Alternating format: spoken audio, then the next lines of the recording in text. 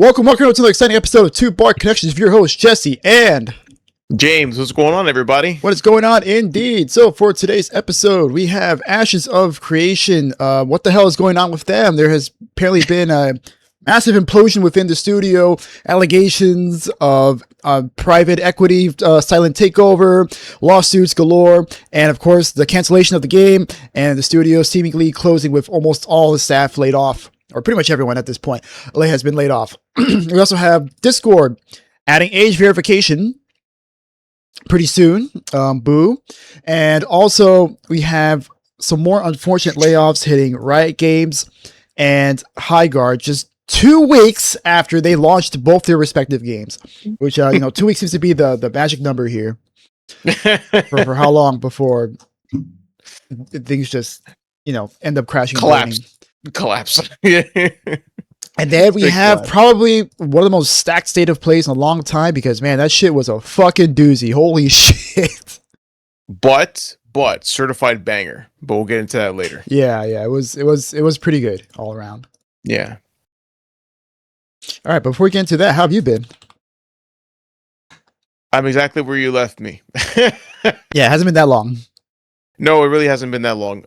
We actually were supposed to try the new season of Overwatch a couple of days ago. I was waiting in disc, but I think you were too caught up in the competitive. Yeah, you should have messaged me in game or something because I didn't see your message at all because I wasn't looking at my phone. Oh, all right. Well, I figured you check it out like in between rounds. Even Manny joined me on Discord. He goes, "Oh, hey, you're all alone in here." No. But it's okay. It's all good. I did get to try it out a little bit, though. Not the competitive. I got to try out quick play just to see what the characters are like. And surprise, surprise, I didn't win a single match. It's terrible right now. Streak. It's terrible. No, it'll calm down a little after a little bit. But no, I know it'll calm down. But I actually got to use Mizuki a lot, and that character is really cool. I like him a lot. I like his utility. And he I like got the buffed. healing. Oh, he did. He did get, but yeah, they did a little hotfix patch today. They buffed him, so his ultimate heals 100 on the initial cast. His weapon shoots a little bit faster. Good. I think that's pretty much it for him. Yeah. Out of all the characters that came out, honestly, I liked him. He was more appealing to me than Jetpack Cat. So, let me take out my charging cable. My headset just finished charging just in time. But yeah, so his character is amazing.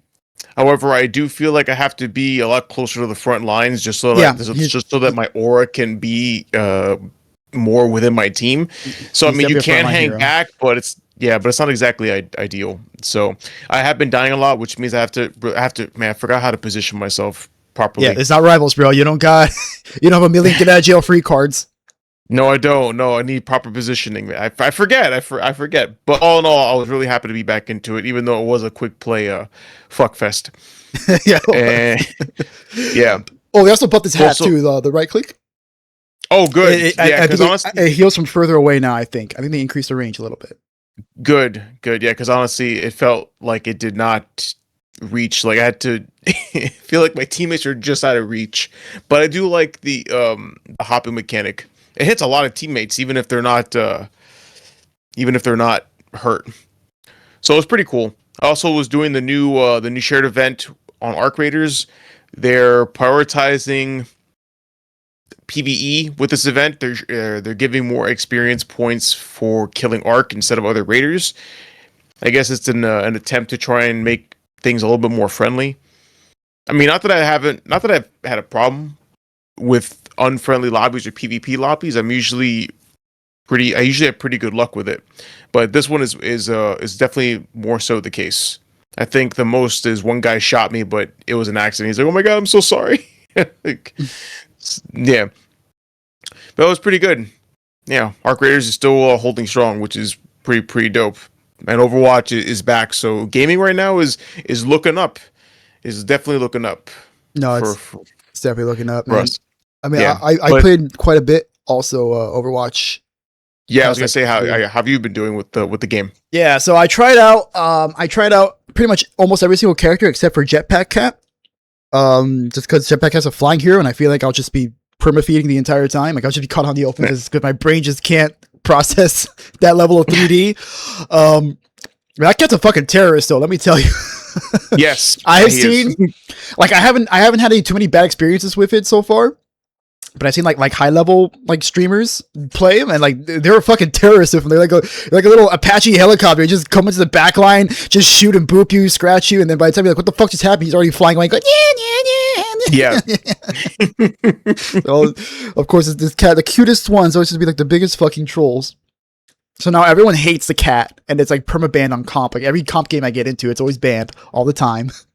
Of course. Every No, match, I knew that. every match the cat is banned, and Vendetta is always banned too. Like Vendetta's been constantly banned ever since she got introduced. But speaking of Vendetta, I finally got to play her, and she's an absolute blast. I fucking love her.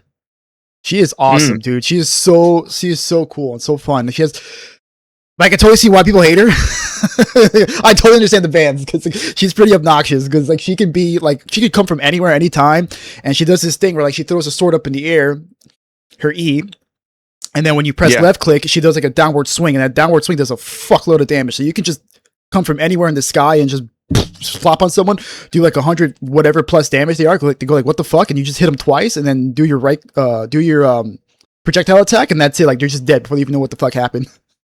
Oh goddamn! And then there's the fact that she can also, every time she does damage, she moves faster and swings her sword faster. So like this poor Ana, dude, I was farming her ass the whole night because she just couldn't like hit me with sleep darts. Because like my movement speed kept changing all the time. So I would just drop in, like just juke the sleeping dart, and then just keep hitting her over and over again, die. Oh, she poor Ana. See, that makes me feel bad. Now I don't even want to play that character because there's a lot of new characters and a lot more characters now. They're way more movement based. Like I don't like it. The game is now full of harder to hit targets, especially with sleep dart. So I really don't think there's much a place for a character like Ana anymore. Good. No, she's still good. I don't know, man. I'll see. Maybe if I played her for my placement matches and support. No, she's still good, dude. Okay, she's still really good. And with hero bans, you can help alleviate a lot of your issues. Mm-hmm. So she's still super. She still bullies pretty much the entire tank roster, especially in 5v5. And she's still got good range, good healing. And now with the sub roll passive, she gets leftover. She gets excess ult charge. So now you can build 125% nano. Pop the nano, and then you get 25% back because you have 25% left over. So she could just pop nanos left and right if you're playing good enough. That's pretty good. So yeah, she's just fine.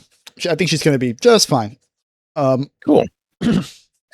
And then I played Vendetta. I absolutely love Vendetta. Played Emery. He got buffed because he was a little weak. His damage is a little meh. Like it took a lot of shots to kill some. Baptiste actually did more damage than him, which was crazy to think. Oh, what the hell? Yeah, not by much, not by much, but it was still like, wait, what? Okay. They did buff him. They buffed his gun so he can do more damage from further range. They buffed his grenades to make him a little bit bigger. So there is that. And then I played Domina. I only played her for one match though. So how was Dami money? I played her in 66. Right? I'm not going to touch 5v5 tank. Fuck that. She's a pretty nutty. I've only played her once, but I played against her a bunch of times, and she is incredibly strong. Her shield is fucking massive. Like it covers like pretty much an entire lane by itself, and it lasts a pretty long time. I think it lasts like 8 seconds. Yeah, 8 or 9 seconds. And then by the time it's over, she'll have it up like 6 seconds later. And then she also has her E, which does a fuckload of damage. It also self heals her. And yeah, she has her gun with massive range. It has huge range. For a tank, at least, it has huge range. It's like 25 meters, something like that. And then you can get a perk to make it even further, so it goes to 30 meters. So she can snipe you from like across the objective, pretty much. And then she has a push. Like if you get close to her, she can push you away, like Invisible Woman in Rivals. But if she hits you against the wall, you get stunned. So she can just line it up so it hits you against the wall, throws her E, and then it just shoots you once. You're just dead at that point. Oh. So like playing into and people don't seem to know how to like play against her, especially like other tank players. Like a lot of times they'll go past the barrier and just feed, and then they can't get healed because they walk past the barrier, and the barrier has a very long uptime. And each individual segment, because it's pretty much like a bunch of mini barriers stacked on top of each other. Each segment is like 250 health, I think, which they nerfed it down to 225, so it's a little bit faster. And her alt is really cool because her alt pretty much puts you in a timeout box, and it does damage after like a certain amount of time if you don't break the barrier. It's like an inside-out barrier, pretty much. You can shoot inwards, but you can't shoot outwards. Oh, okay then. But you can shoot against the barrier to dispel it, right? Or your teammates, I think your teammates can shoot it. Okay. Like, if they themselves didn't get hit by it. Because what it does, she shoots a projectile, it hits the target, and then it spreads to other targets. If you're standing too close to your buddy, and he gets hit by it, you'll get hit by it too. I see. And then it just chain reacts. So, like, if there's someone, like, behind you, they'll get hit by it, and there's someone behind them, they'll get hit by it. So it keeps chaining until it gets hit. It's a very strong ultimate. Very, very strong ultimate. So I'm not surprised she got nerfed a little bit, because she's a little nuts. She's also seeing a lot of bans as well. But not as much as the cat. The cat's banned like almost every game. Well, because the cat's a troll character, which I figured that would be the case. No, definitely troll character. Absolute demon incarnate. It's just Demon cat. Yeah, we have a new devil. It used to be May for the longest time, and now the cat. All right, so how about we get some news? Absolutely. Let's get into some news, friend. All right, so for our first order of business here, we have Ashes of Creation, the MMORPG that was kickstarted for $3.27 million back in 2017, has been canceled, and the studio has been seemingly closed after entering early access just this past December. So, on the Ashes of Creation website, there was a letter from the director that was curiously signed off by the Ashes of Creation team rather than the director himself, which is Steven Sheriff. And Sheriff had reportedly resigned from Intrepid, the studio behind Ashes of Creation, recently. And he posted on Discord, says that I can make a limited statement in my personal capacity and not on behalf of the company regarding the situation. Control of the company shifted away from me, and the board began directing actions that I could not ethically agree with or carry out.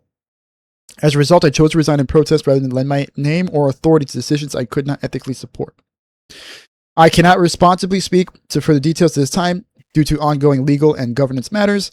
What I can say is that developers and staff acted in good faith and deserved better than the uncertainty they are now facing. I'm incredibly dismayed by this situation. Yep. So, during this same time, you had Margaret Crone and a lot of other employees saying that they had been recently laid off from the Ashes of Creation team from Intrepid Studios. We have Margaret Crone saying that, well, this chapter has come to a close. My time at Intrepid Studios has officially ended. In the Ashes of Creation community, you are some of the most passionate, dedicated players I've seen in the industry. I genuinely wish I could have done more for you. I gave everything I had and did my very best of what was within my power. And I ask one last favor of you. Please be kind to developers. We are people who have families who have just lost our jobs after pouring our hearts and souls into Ashes of Creation. To my incredible game service team, you are an absolute AAA team, talented, kind, collaborative, and just genuinely good people. I take each of you on any project any day. I care so deeply about all of you. I know our bond is one I'll carry forever. I'll never forget our time together, and you know where to find me if you need anything always. As for how all this ended, I don't really have the words. It wasn't what I expected, but I'm holding on to the good because there was so much. With that, I'm officially looking for new opportunities. If you know any leadership or director level roles in narrative, community, marketing, or social, I'd be grateful for any leads or connections. Then we also have Aliva Plummer, also talking about how they were recently laid off by the studio-wide shutdown.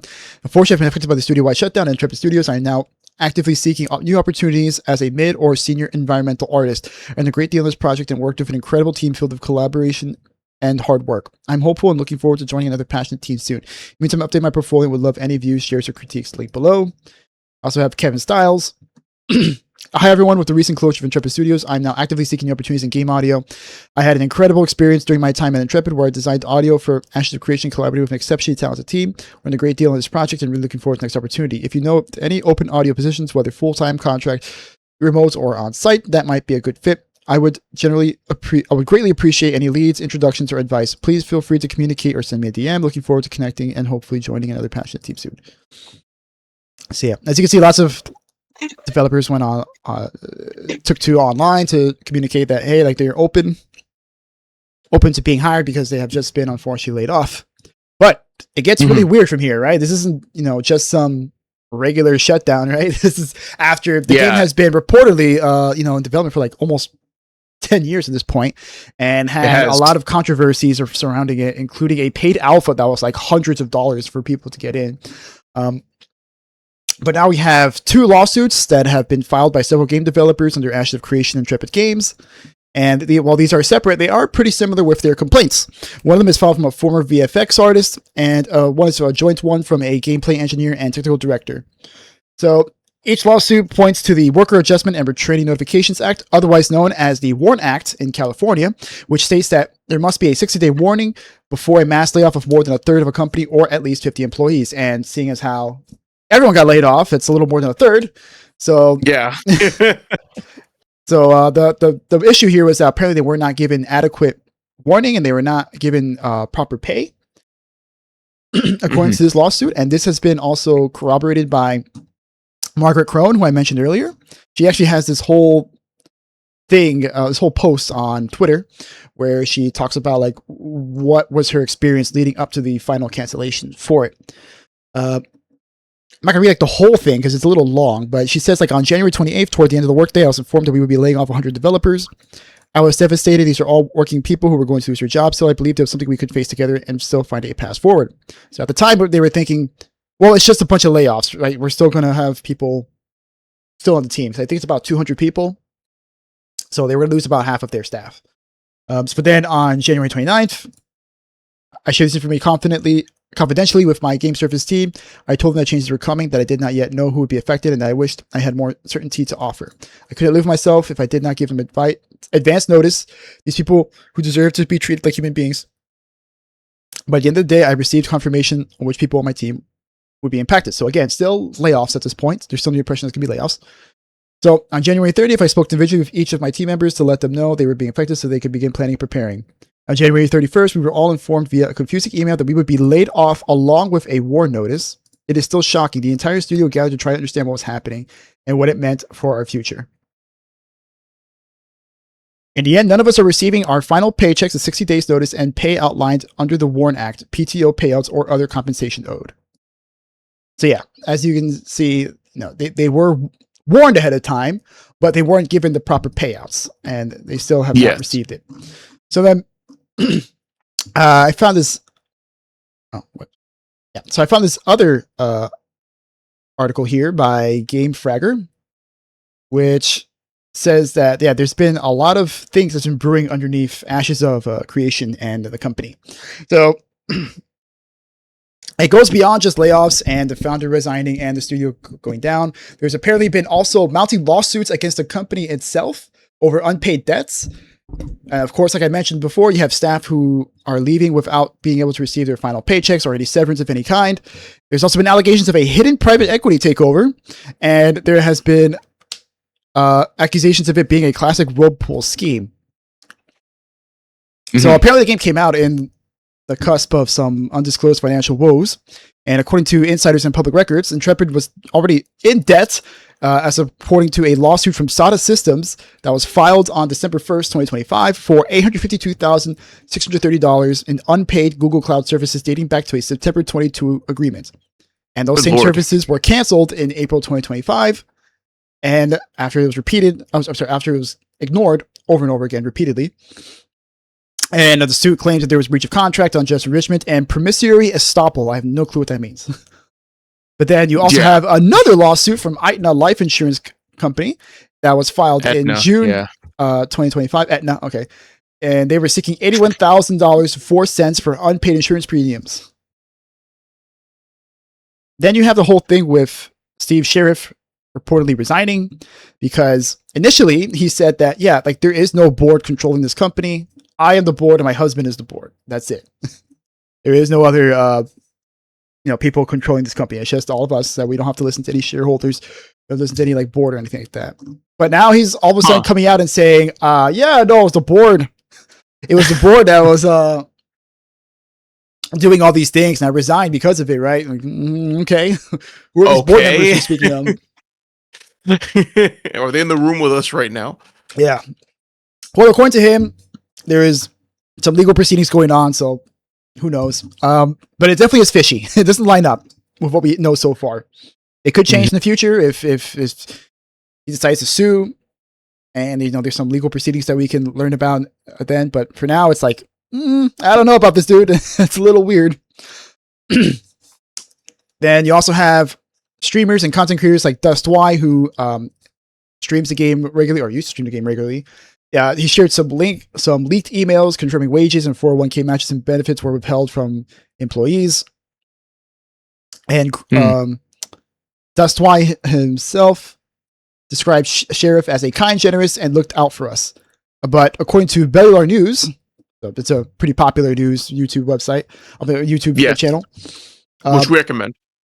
The video apparently alleges a private equity group quietly assumed ownership with plans to offshore production before opting to full shutdown, which of course contradicts Steve Sheriff's whole story about how we're independent. You don't have to worry about anything, guys. We're the ones in control here. So yeah, that's been kind of what's been going on with Ashes of Creation, and it's been so bad that even Steam themselves have started breaking their own rules on refunds and have been issuing them out, even though you have people who have dozens of hours on the game, well past the 2-hour limit. Yeah, well, I know that I know Steam does have a special exception when the game essentially commits fraud against the player base. Steam has been known to make that exception, and then essentially putting the developer of the game on the hook for the lost money or whatever. So I know for a fact. So yeah, it's pretty fucking wild. No, fucking mess, man. Yeah, I wouldn't be surprised if they release this game just so that they can not have to pay back the backers on Kickstarter. Yeah, it's another thing. How are they gonna? Steven Sheriff said that. I remember. This wasn't in the articles, but I do remember reading somewhere and hearing that he personally said that he would refund them if the game didn't launch, but technically it did launch, so yeah, because it's in early access. So yeah, well, that must have been a board decision. Who knows? who knows how this shit went down for real? Yeah, it's a whole hot mess, and once again, this shows the dangers of kickstarting. Yes, it does show the dangers of kickstarting. Actually, a lot of and there's been a lot of games that have been started on Kickstarter, and that's kind of like where a lot of great games have come out of. But now we're just seeing a lot of fraud come out of it, and it's putting a real sour taste in people's mouths. It's like you can't trust any developer anymore. Yeah, especially when they're talking about making something as ambitious as Ashes of Creation, where it's supposed to be like this big, old school, like player-led sandbox MMO. Yeah, that's like more about social interaction with each other rather than the theme park approach that MMORPGs have been taking recently. Yeah, I agree. MMOs are expensive, man. Like they're big fucking games, and you got to constantly update them over and over again because you have 1 million plus people or however many you have to please. Yeah. And that takes a lot of work, a lot of time, a lot of money. Yeah, for sure. And the only ones that are alive now, they have entrenched fan bases, so those people will play forever. Yeah, you got your WoW, you got your Final Fantasy 14, you got your Guild Wars 2, you got your what's another one? RuneScape. People still play the shit out of RuneScape. It's got updates. yeah, but I don't know. I feel like RuneScape's RuneScape's an OG, but a lot of people just, well, like you said, it's an entrenched fan base, and there's something still reminiscent and cool about RuneScape. Yeah, I still got that nostalgia to it. I went back to it to see if I actually got hacked because I got these emails that were like, "Oh, your password has been changed." It was a scam. It was trying to get it was a scam to try and get me to leak my password. It's funny. The first time I saw it, I was like, fuck it, just take the account, whatever. So then I got it a second time and looked at it. I'm like, This is probably a scam. I think it's a scam, so I'm just not going to respond to it at all. Yeah. Or I'm just gonna go to the website and change the password myself. But yeah, like it's a tough field to break into, and it seems like almost all of them end up crashing and burning. Like I cannot think of the last time there's been a big, like, new successful MMO. Like even New World crashed and burned because Amazon just didn't want to put money into it anymore, even though like it was at its peak. And Amazon has all the money. Like they have more money than they know what to do with, and they didn't want to spend it. So weird. It's so strange. Yeah, it's like they want to make all the money, but like put zero effort into it, and they fail to realize that games take a lot of effort. Yeah, it's not merchandise or products where it's just go, oh, I'm gonna shit out a cheese shirt and sell it for like $20, even though I made it for like nickels.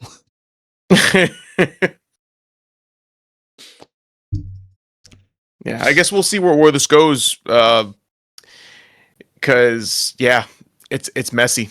It's real messy. There's like these weird lies, like what Sharif said about the board. No, sorry, about what Sharif said about the board, and it's just being him and his wife. So it's like, okay, who the fuck is actually husband? Who the hell's running this show?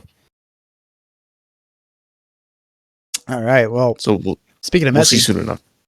Oh, this is a big mess, and actually, this kind of breaks my heart. But hey, I think I'm gonna have to. I think I get to save money now a little bit. As you all know, Discord is beloved by the gaming community. However, as of late, it's been kind of doing some pretty weird shit. Specifically, when it comes to security. So, Discord announced on Monday that it will be rolling out age verification on its platform globally, starting next month, and it will automatically set all user accounts to, quote, teen appropriate experience unless they demonstrate that they're adults. And you're asking, oh, well, what does that mean? So, well, they want to take your ID and or facial scan to confirm that you are indeed an adult, which is pretty weird that they would ask for your ID. Quote, for most adults, age verification won't be required as Discord's age inference model uses account information such as account tenure, device and activity data, and aggregated high-level patterns across Discord communities. Discord does not use private messages or any message content in this process. But there are, let me just keep reading. So users who are not verified as adults will not be able to access age-restricted services. Uh-oh.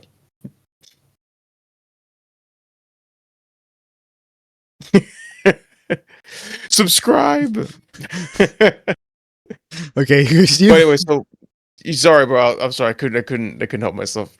But yeah, so users who are not verified as adults will not be able to access the age-restricted servers and channels and won't be able to speak in Discord's live stream-like stage channels, and will filter out your content for anything as that it deems graphic or sensitive.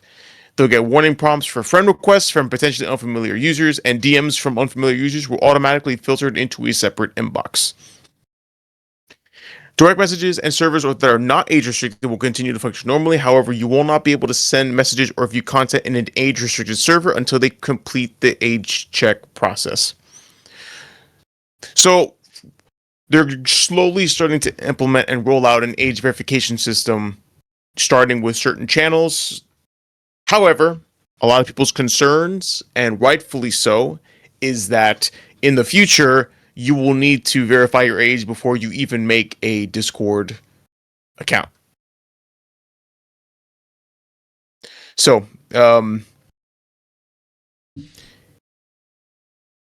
Discord will also put those servers and channels with a black screen until the user verifies that they're an adult. And they will not be able to join any new age-restricted servers without verifying their age.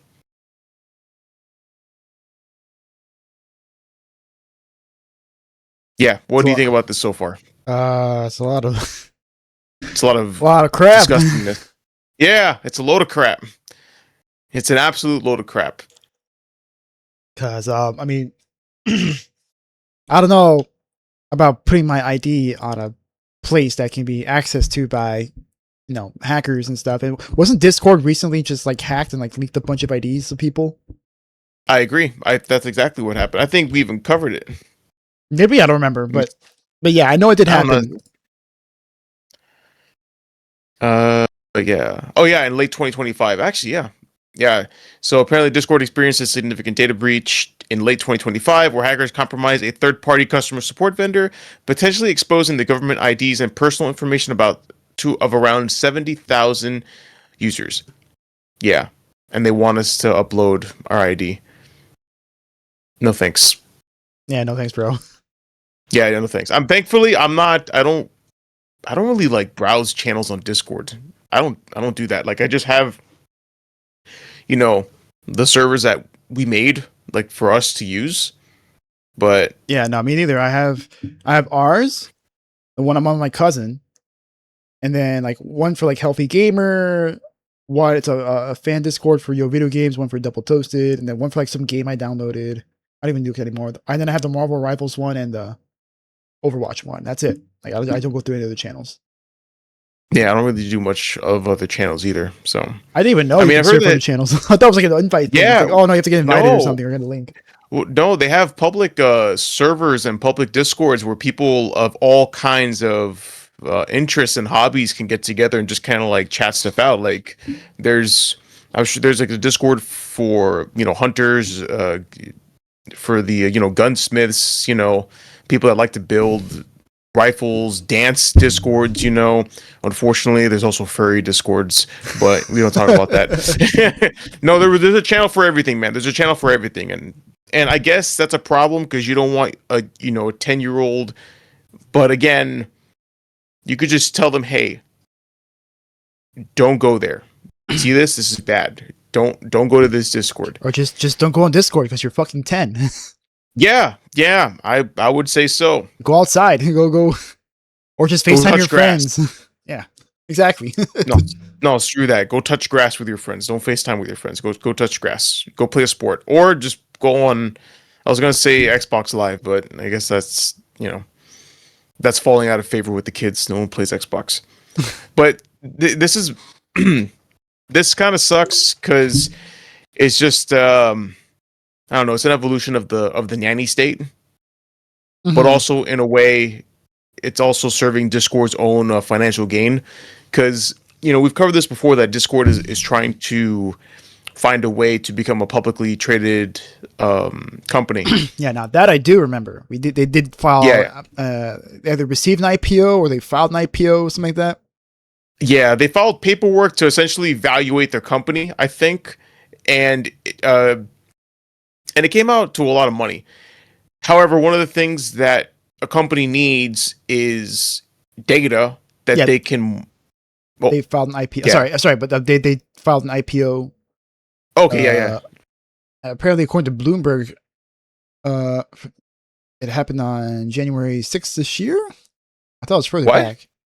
No, I think they were. No, I think they were like talking about it, but I don't think they've actually. And then they filed it. I think they were talking about filing an IPO, and I guess it just happened because we covered this story before. Yeah. But, they got like some.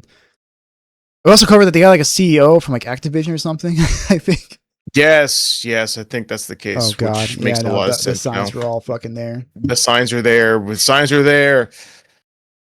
But a company needs data to market toward potential investors to say, hey, listen, this company can make profit. And it's like, well, in a company that's about chatting, what is the one thing you need to show? How many users? Well, how many users do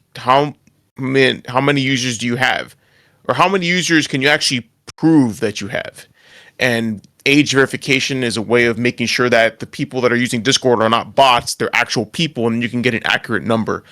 You can get some kind of concrete number that you can sell to investors and be like, hey, we are a good investment because we have X amount of users. And then they go, okay, no problem. We will invest in your company. So I think there's also that aspect to it as well. Yeah, I mean, data is now the new gold. No, it is the new gold. And they want our fucking data so they can sell it to the advertisers. Yeah, so it's advertisers and just want to say something. They want to say you something. Told you he was on to us. I told you he was on to us.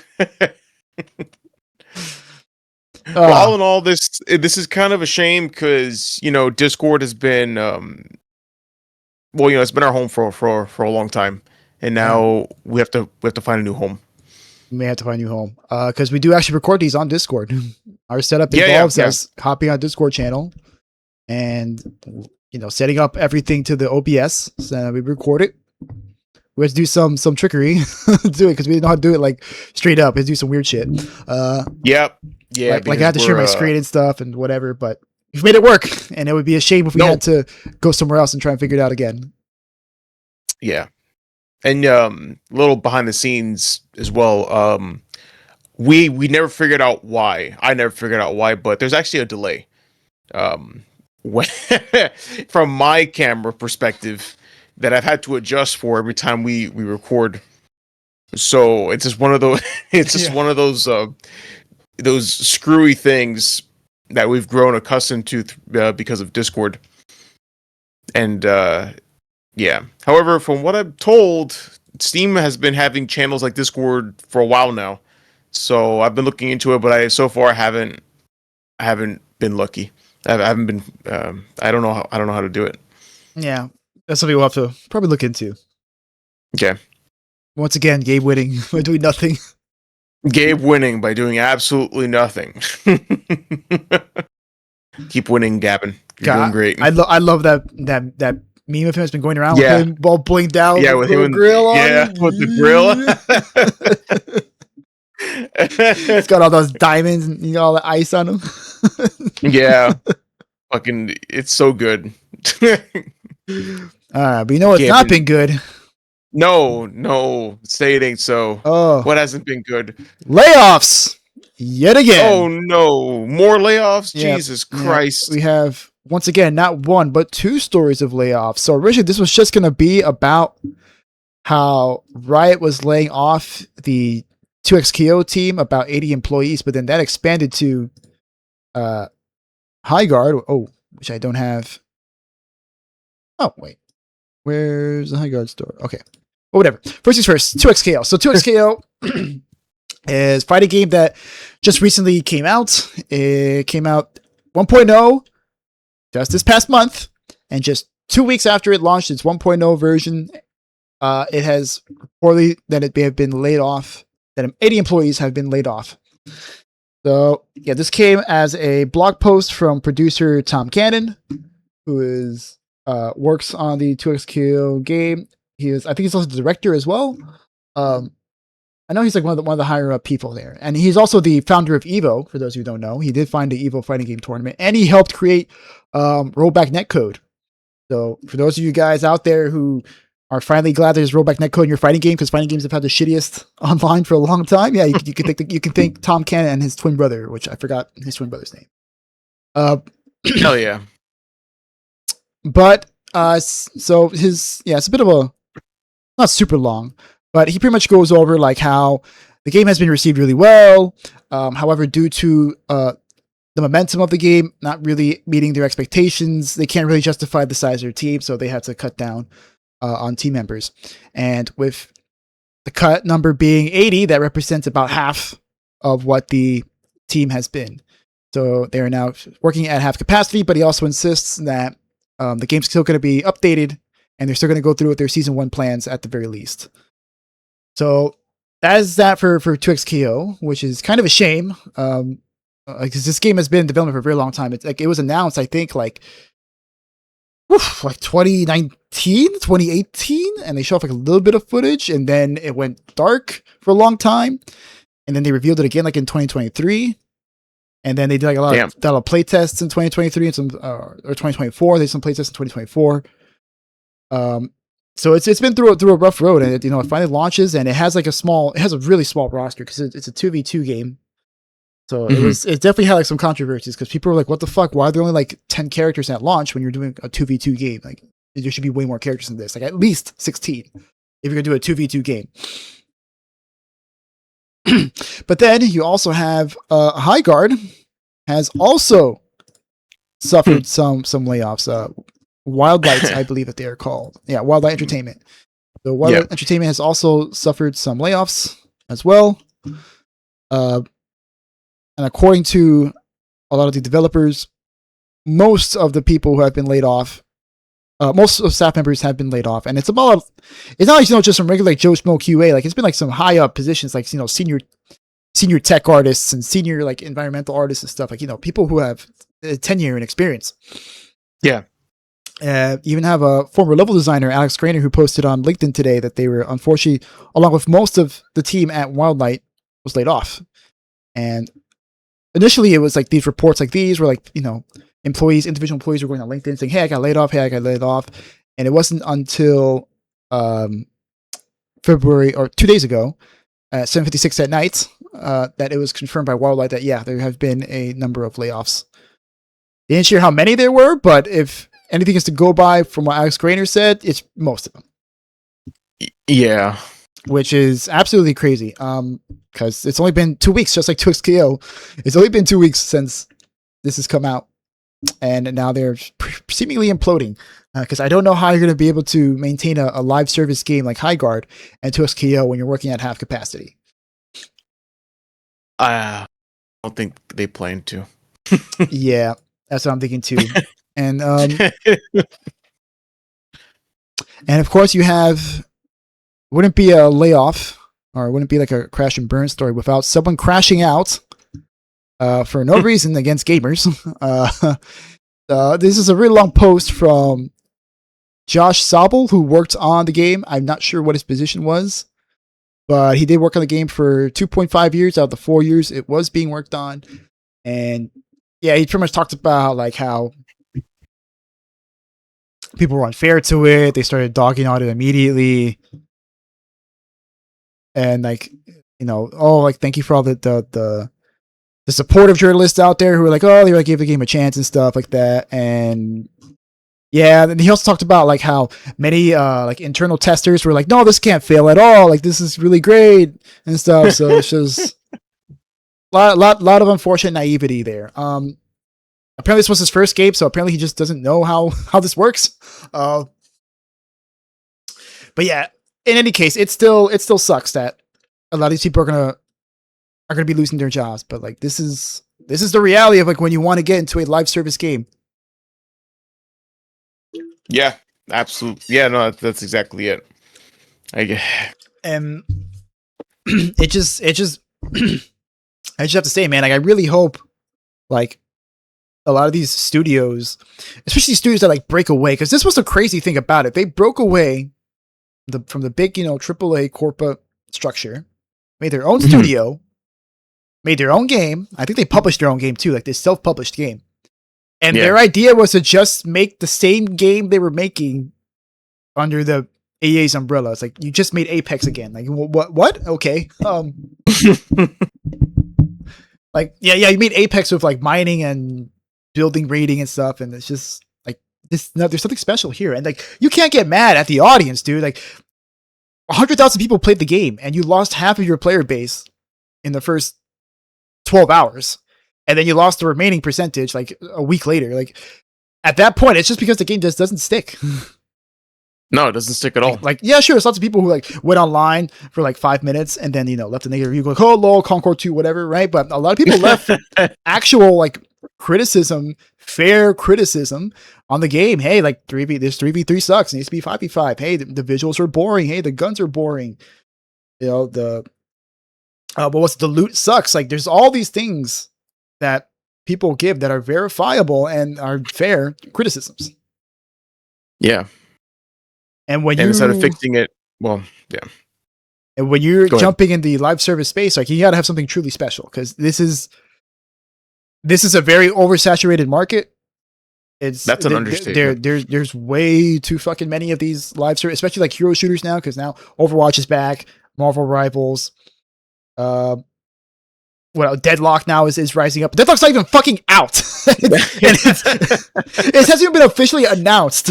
Like, and it has a lot of players as well on it. So yeah, you have all these that's just 3 games, right? Then you have like Arc Raiders. You have Hell Diaries is still going pretty strong. Battlefield 6. I don't know, Battlefield 6 isn't doing too hot, but still, like, people like Battlefield. The people who play Battlefield 6 like Battlefield 6. So you have a lot of competition there, and Apex as well. Like, you have people playing Apex. And I mean, I have more to say, but what do you have to say so far? No. You're absolutely right. They really should have made something actually interesting and unique. But whatever their idea was of interesting and unique, it just didn't stick. And it really was a perfect storm of all things negative. Being the last trailer at the Game Awards, and then people actually seeing the trailer and be like, "This was the big reveal. This is the game that Jeff thought was best, saved best for last." And then people actually played it and they're like, "Yo, this is kind of mid," And then, of course, getting mad at gamers, that to me, that's the nail in the coffin as well. Now, granted, it is one guy, but like that one guy, like, man, one guy.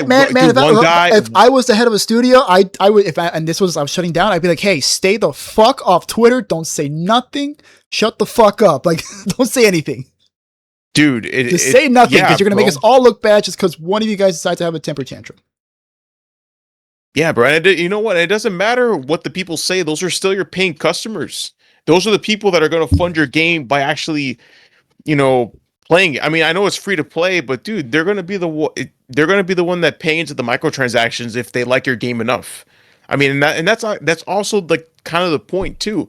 A free to play game, you want to make it so players are like, "Oh wow, I'm getting such great value for free. Let me spend a few bucks on the in-game shop and get a cool skin." But no, you're berating them and being like, "No, screw you guys. I can't believe you're saying this about our game. We worked really hard on this game." A lot of people work hard on their games. That doesn't make the games good. Yeah, no one wants to make a bad game. Everyone tries. Yeah, we know that. We know that no one wants to make a bad game, but bad games are made all the fucking time. Trust me, we know. We're getting a lot of slop coming out. But good news, but it's good that we also have good games coming out, and that's what you should learn from. Look at the games that people are playing and think, okay, what can I do different? Our creators did that with Tarkov. They're like, okay, how can I make Tarkov but just not shitty? And they did it. Yeah, like how can we make it different? Let's add robots. Let's add this. Yeah, let's add robots. Let's add proximity chat. Proximity chat. Come on, dude. Right, let's make it a little more friendly. Let's add, the preload outs that you can go into where, if you die, you don't lose like all your shit permanently, like all these little quality of life accessibility features. Yeah, exactly, dude. So you took a gamble on a vision and it didn't pan out. It happens. But a lot of people have told you that, listen, we talked about it last week. The bones are there for a good game. You just needed more time to flesh it out and polish it out. But instead, they're wasting their time. Well, one guy is wasting his time crashing out. And now the studio is laying off people, and it just looks like it's going to be another.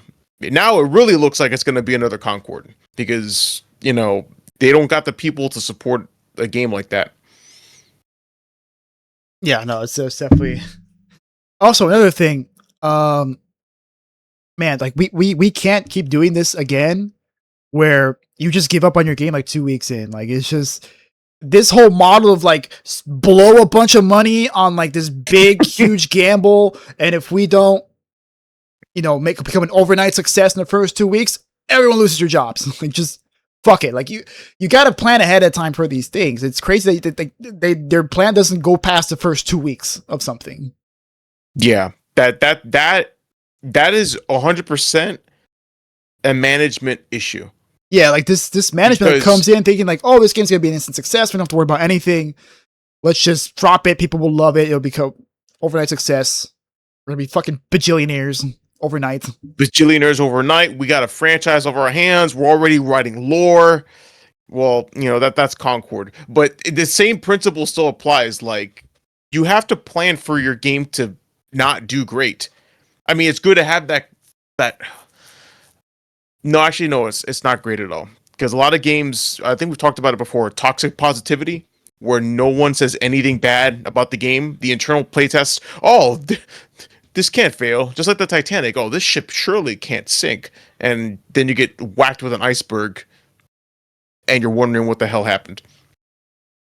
But it's 100% a management thing, because the game developers, all they do is they develop the game. They do what they're told. Oh, put grass, make these character models, design these systems. But management is the one that needs to tell them, hey, listen, this is what we have to account for and stuff. And yeah, no one did that. Meanwhile, you have Amazon with all the money in the world just canceling games because I don't want to spend money on games that actually did great, like New World. Yeah, like if it's not instant success, get the fuck out, right? Yeah. And we have examples of games that like when I mean, it doesn't always work out, but we do have plenty of examples of games that like do work out in the end when you do invest in them over and over again. Ubisoft, like you can give Ubisoft a lot of shit, but they don't give up on their games. They don't. Yeah. For better or for worse, they don't fucking give up on their games. Like Rainbow Six, unless it's Prince of Persia, say fuck you, get out of here.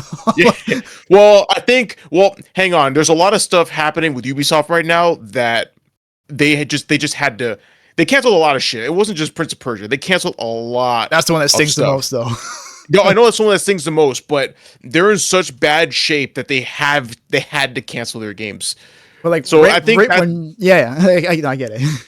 Yeah. No, but you're right though. Ubisoft doesn't give up on their games. Like For Honor has its niche. It doesn't have like a massive player base, but it has a small dedicated niche of people who fucking love the game and they can still play it to this day. And I'm sure it gives them like enough money for it to keep it afloat.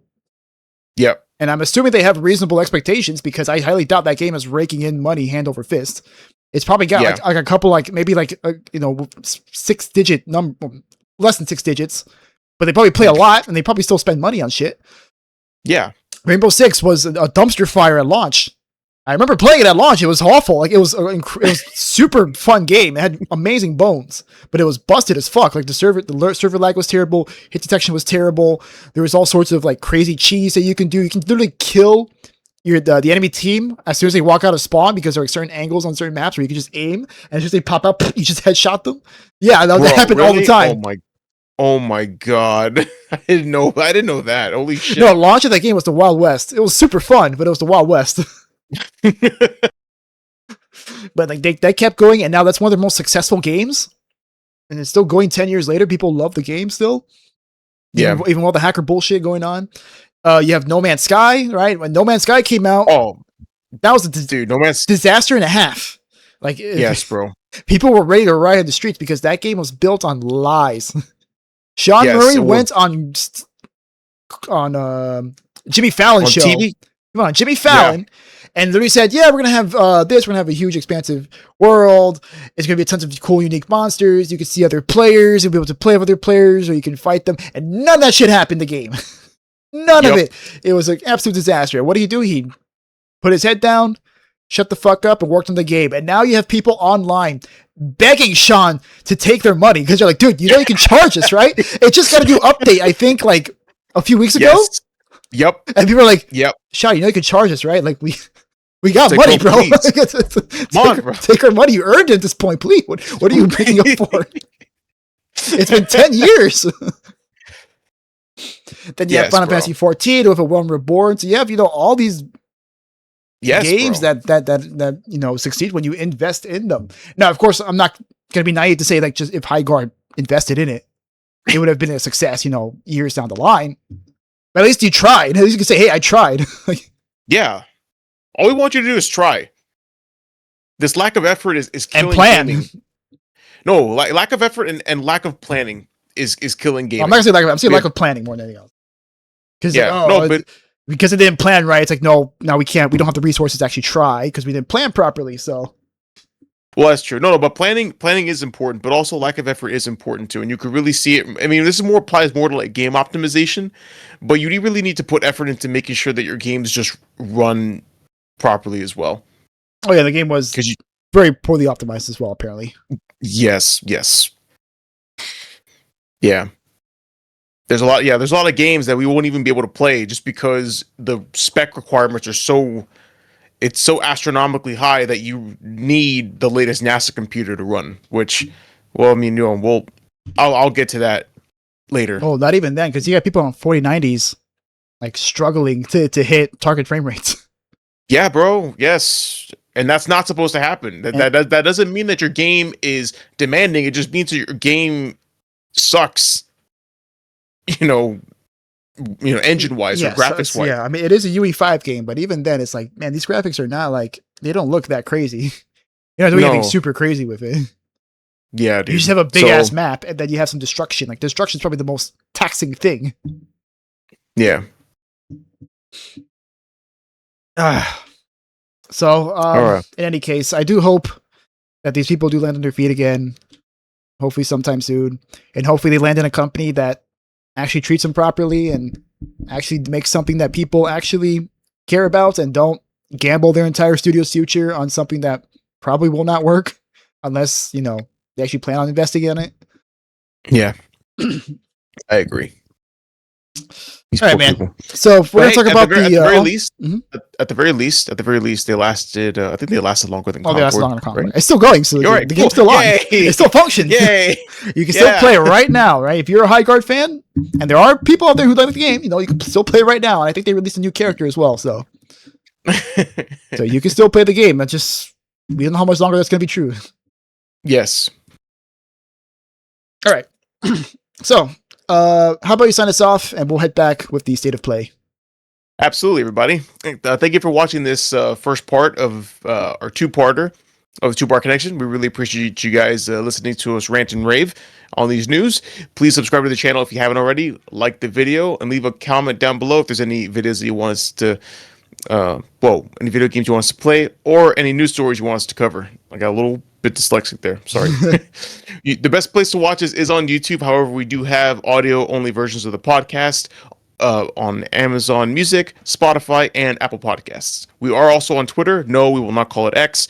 And you can follow us at our Twitter handle at 2bar Podcasts. So, give us a follow, tag us in some memes, in some news stories, and, we can have ourselves a good time.